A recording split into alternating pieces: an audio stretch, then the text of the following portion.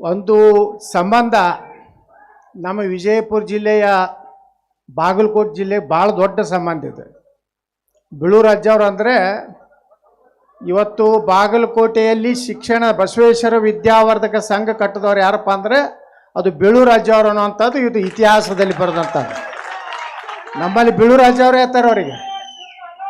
ಬಿಜಾಪುರ ಭಾಗದಲ್ಲಿ ಬಂತಾಳ ಸ್ವಾಮಿಗಳು BLD ಕಟ್ಟಿದ್ರು.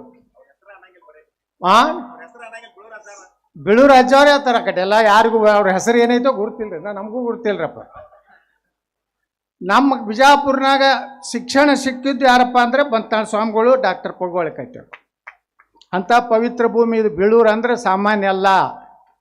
ಕರ್ನಾಟಕ ಮಹಾರಾಷ್ಟ್ರದ ಒಂದು ಸಂಬಂಧವನ್ನು ಬೆಳೆಯುವಂತಹ ಬಿಳೂರು ಗ್ರಾಮದಲ್ಲಿ ಇವತ್ತೇನು